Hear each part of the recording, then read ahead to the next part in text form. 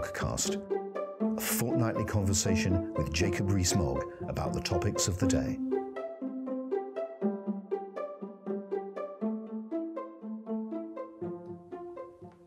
Hello and welcome to episode 5 of the Moggcast. I'm Mark Wallace, the executive editor of conservativehome.com, and I'm joined, of course, by the star of the show, Jacob Rees-Mogg, MP. How are you, Jacob? I'm very well, thank you. Very pleased to have got to episode 5. Soon we'll be competing with the Archers.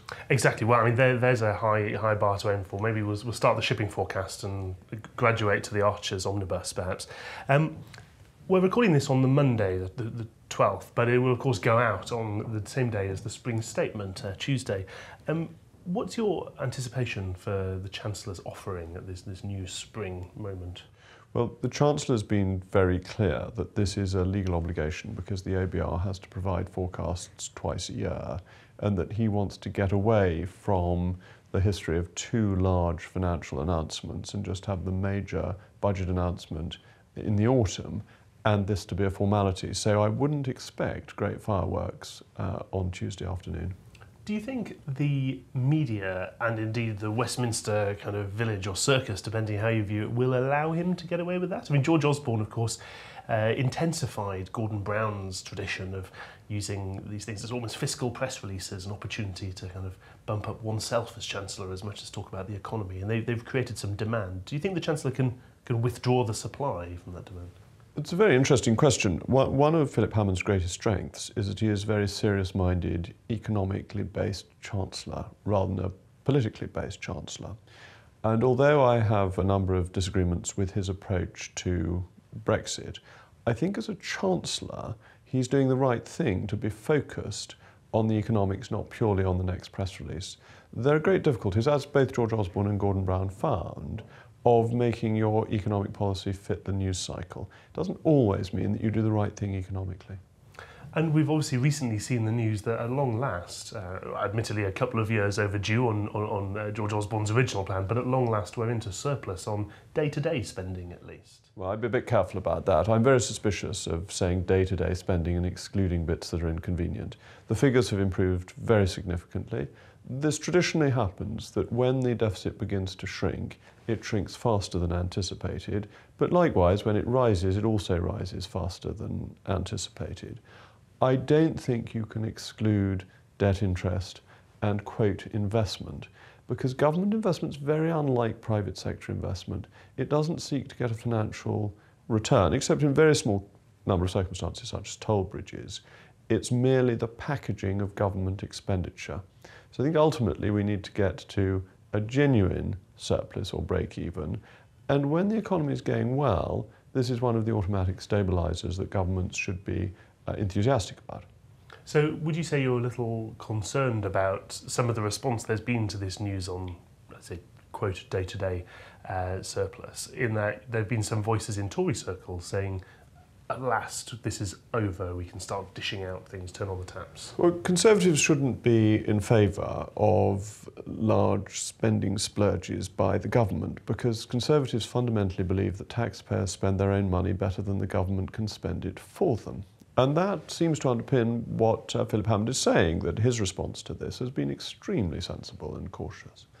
Having said all that, the length of time that we've had austerity has meant that there are some particular strains which need to be tackled, that the NHS is the most obvious one. And the figures here are quite stark, that since 2010 the average increase in NHS spending in real terms has been 1.1%.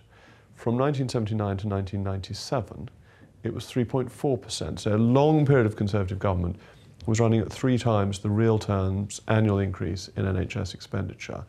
Considering the ageing and indeed growing population that we have had and continue to have, and the advances in medical technology, I'd be very surprised if keeping austerity in the NHS at this level is going to be sustainable. But then you've got to work out where the money comes from.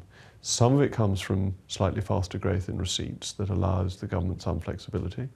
I expect some of it to come from the Brexit dividend. I think that is an important source of funding, and it's why we want to ensure we don't give the European Union too much, and that we start making payments for imaginary benefits as soon as possible. So that would be a portion of the famous £350 million a week, potentially? That's right, and I think it's also important in political terms because, in my view, voters do not look at the small print of election promises. They look at what the promise appears to say. And the bus said £350 million could be spent on the NHS. Now, there are lots of ways of getting out of this. One is to say that it was a conditional, it could be spent, it wasn't a promise. The other is to say, well, the Vote Leave campaign wasn't trying to form a government, it was merely putting an argument. But I don't think voters think like that. I think they say, there was £350 million on the side of the bus, we want £350 million a week for the NHS. And therefore the government has to try and find that sort of level of funding, and you get about half of it from the net saving in our contributions to the EU, and the rest of it needs to be found from other sources. Is there a case to say that over the last 10, 11 years, the Conservative Party has almost failed to properly assess the public's view on fiscal questions? You know, when after the financial crisis struck, the Conservative Party was still committed, I think, for a whole year to matching Labour's spending plans at the next election. And then, arguably, in 2010, it wasn't as radical as the electorate were willing to be on spending. Now, the party is starting, perhaps belatedly, to realise that maybe last year's general election was affected much more by frustrations among voters with perceived austerity than on questions of Brexit, for example.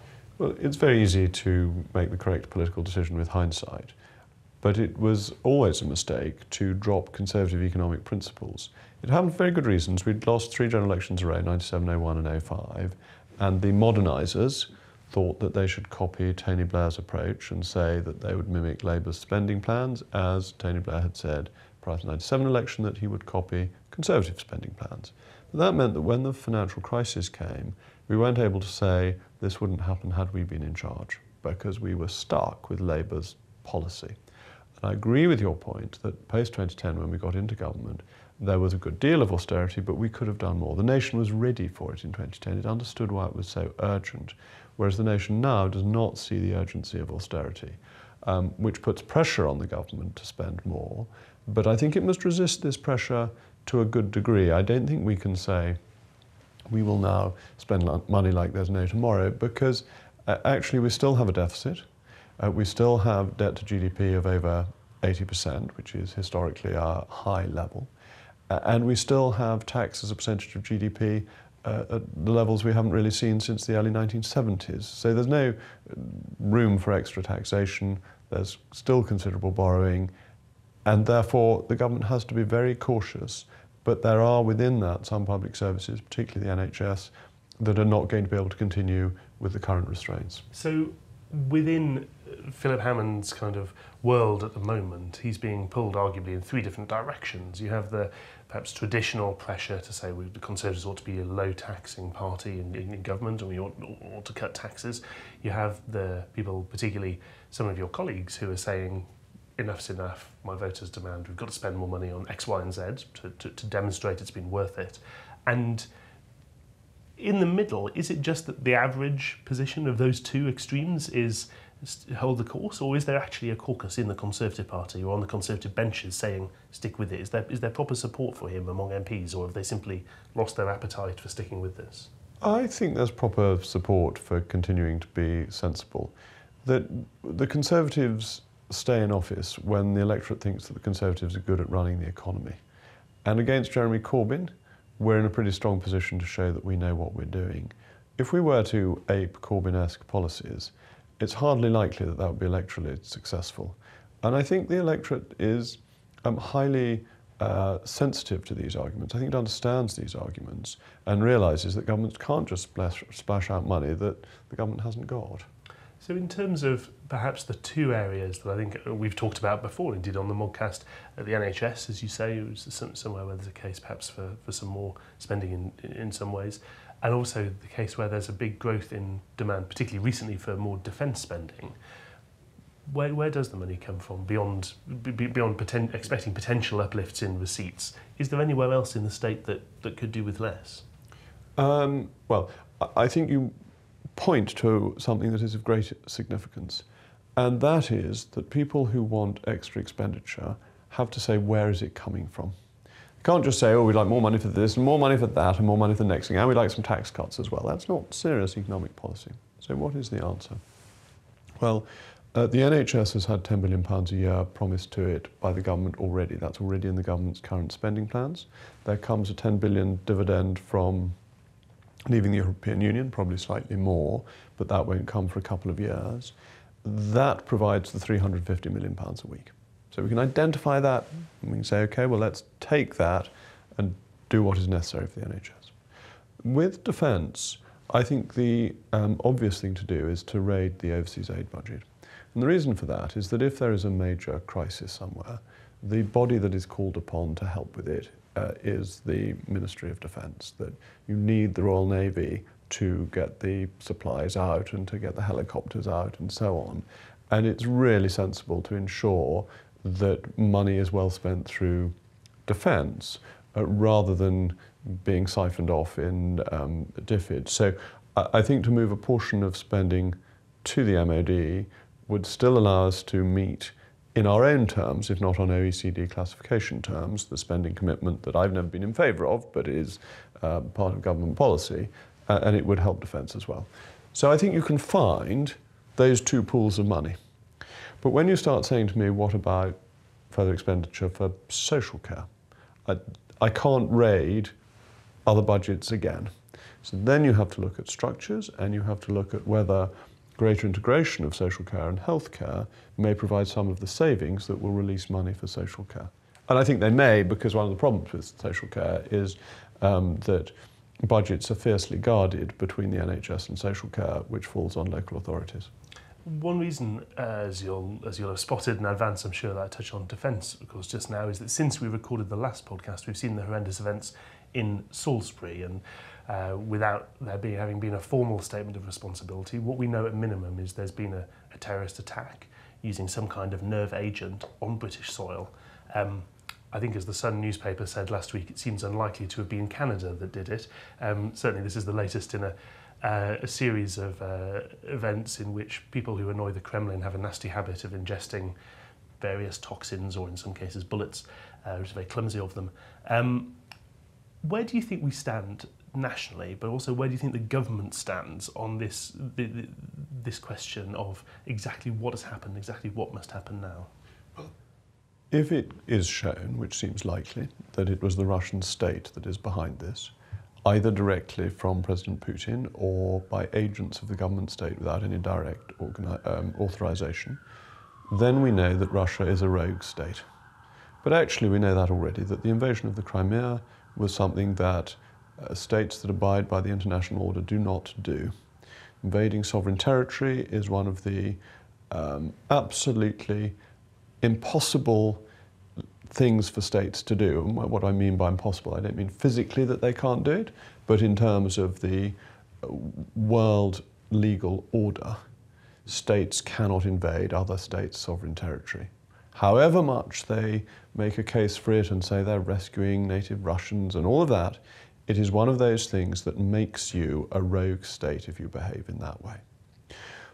This just adds to this feeling that Russia is a rogue state. What can the UK do? Well, first of all, we must ensure that our defences are very strong in case of further attacks, particularly rumours of cyber attacks being possible, and we know what happened to Estonia with a cyber attack. Secondly, we need to respond. And what should our response be?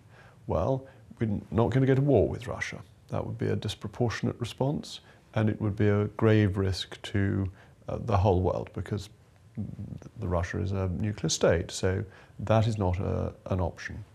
We could expel a few diplomats, but expelling a few diplomats doesn't make any difference to anybody. Russia would laugh at us.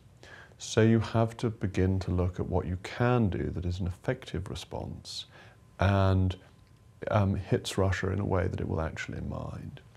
And that, I think, ends up having to be financial.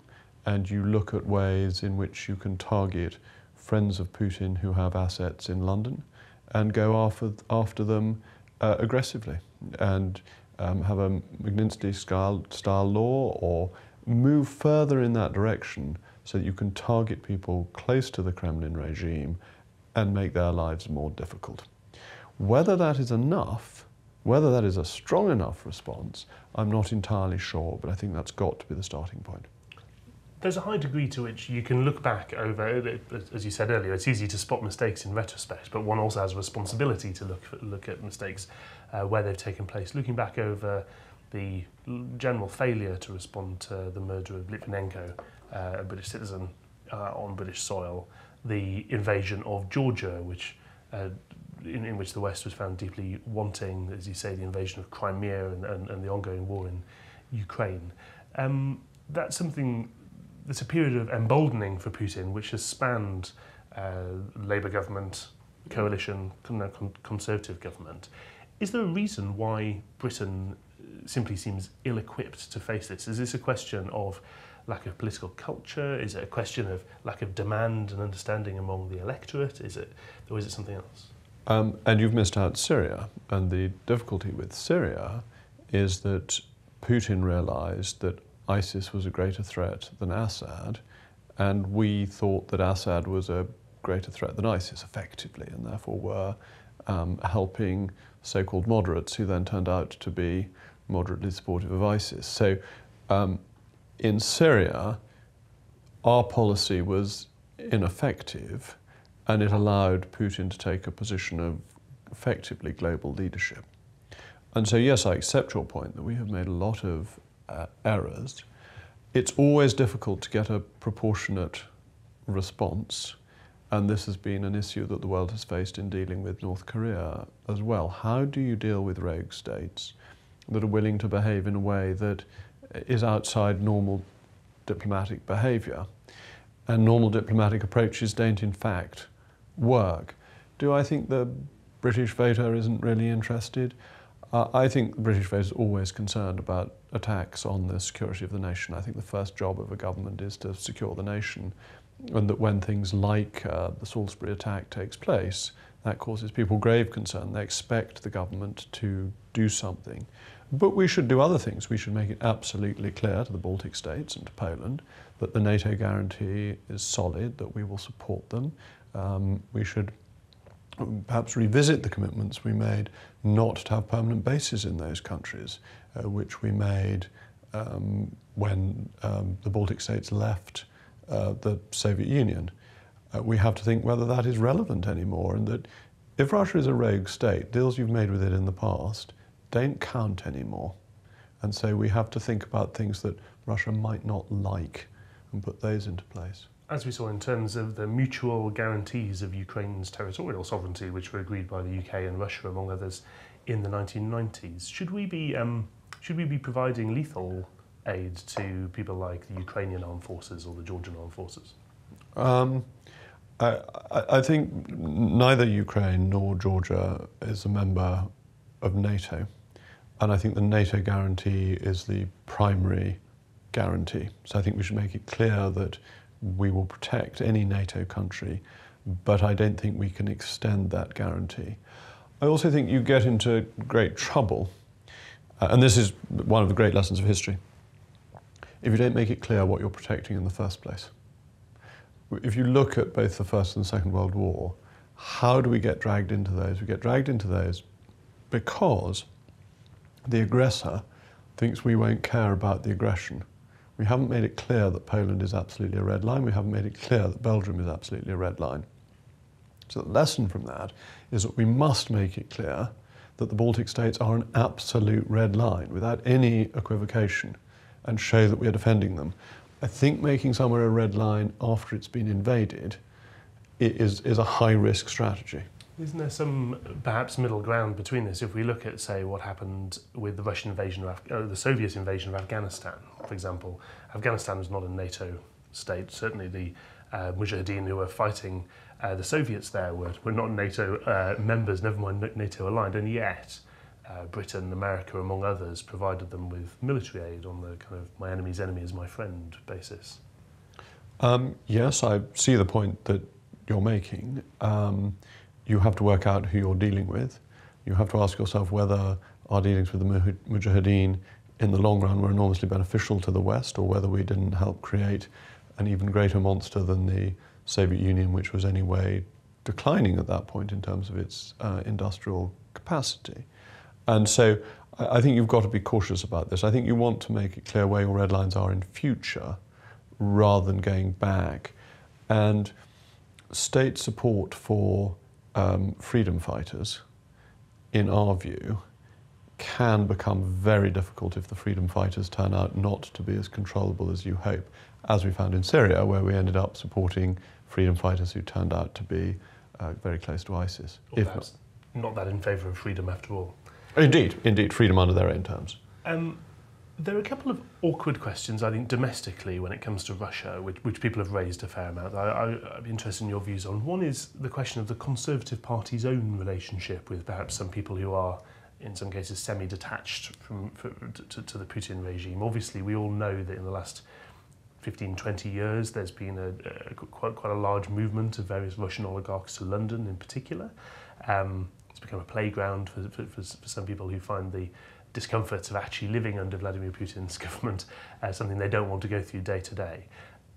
Did the Conservative Party make a mistake in not being more strict on the kind of donors that it would accept? For example, I'm thinking of things like certain tennis matches. Well, you have a choice, really. Do you want political parties to be funded by the state, or do you want them to be funded by donors and by trade unions?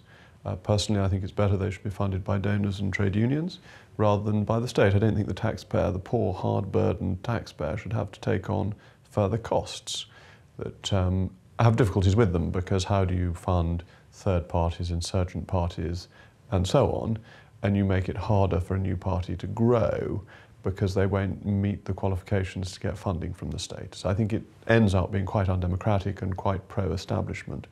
I think both the Labour Party and the Conservative Party have made a mistake over the decades in that we have attacked trade union funding of the Labour Party and they've attacked corporate funding of the Conservative Party. Corporate funding of the Conservative Party and trade union funding of the Labour Party was probably the most honest way of funding political parties, and you didn't get these conflicts of interest in the same way. Sure, but is there a difference between, say, an employer in the United Kingdom that manufactures things or offers particular services and so on, giving money to the Conservative Party, and, say, the family members of a former Putin minister giving money to the Conservative Party? Is that a compromising situation? Well, there are very tight rules about who is allowed to give money. They have to be on the electoral roll, they have to be eligible to vote. Their declaration is, the donation is then declared if it's above £7,500. So there are rules in place to ensure that you know, and then people can draw their own conclusions as to whether policy is being guided by this. As far as I can tell, government policy is not being guided by the donations from the families of Russian oligarchs, and that's very important, that it shouldn't be, and it's where knowledge is, I think, helpful, that it's out in the open. And the second awkward kind of domestic question, which is something that people ask me as a Leave voter, as a Brexiteer, is where does this all fit with the question of leaving the European Union? Is it not the case that Vladimir Putin would have been pleased to see Britain leave the EU, and is it therefore, by extension, a risk to the West or an indulgence of Russia for us to be doing this? No, I think the reverse. I think we're much freer in terms of our approach to Russia outside the European Union. Bear in mind, London is the international financial centre, and we can attack Russian interests much more effectively on our own than if we've got to get the Germans to agree. And we have found that we've been pushing for tougher sanctions and that we've been held back. And on the first list of sanctions against individual Russians after the invasion of the Crimea, we had to exclude people on the American list because we were worried it would offend their human rights. Well, I'm not too worried about the human rights of Putin's chums. I think we have to deal pretty robustly, and we'll be freer to do that outside the European Union. And there are potential signs that the European Union is becoming a bit compromised by this in terms of some of its own members. I mean, even if we look at the most recent election results in Italy, the League, for example, their leader Matteo Salvini has said some extremely positive, praising things about Vladimir Putin, and potentially could end up somewhere near the top table of the EU. Well, we must be concerned about the relationship with Putin and the relationship people have with him. I think people are allowed to change their mind. And when Putin came in and took over from Yeltsin, it looked as if there was a real chance for Russia to reform and prosper and to get rid of the corruption that there had been under Yeltsin. And in the early years, that looked as if that might be happening. It's now quite clear that that hasn't happened, and Russia is more corrupt than it was and more of a danger to the West. So we'll see whether these politicians who once said nice things about Russia mayn't change their minds in due course. They certainly should. And on a final, completely different question, I've been struck that while over the years there's been a discomfort in British politics to talk about religion, for example, I know it's something that you've come under some criticism in the past for talking about some of your own religious views. This year we've seen certainly the part of the Conservative Parliamentary Party explicitly link things like Lent into policy. So we've seen, I think, some scores of Conservative MPs announce that for Lent they're giving up unrecyclable plastic, for example. Where do you think that's come from, and where do you think it's going to? It's a very interesting question on the giving up of unrecyclable plastic for Lent. I think this country is still at heart a Christian country, but that we're very British about this. We don't like to wear our heart on our sleeve, and I think that's rather a good thing. I think a quiet underpinning of Christianity is good for our society, but that we don't want to have religious mania. A still, small voice of calm, as someone might put it. That is a beautiful way of putting it, yes. Well, thank you very much, Jacob. Thank you to all of you at home for listening in. You can, of course, listen and subscribe to the Moggcast on YouTube, iTunes, SoundCloud, and, of course, on conservativehome.com. Thank you very much to Jacob. Always a pleasure. Thank you. As ever. Goodbye. The Moggcast, a fortnightly conversation with Jacob Rees-Mogg about the topics of the day.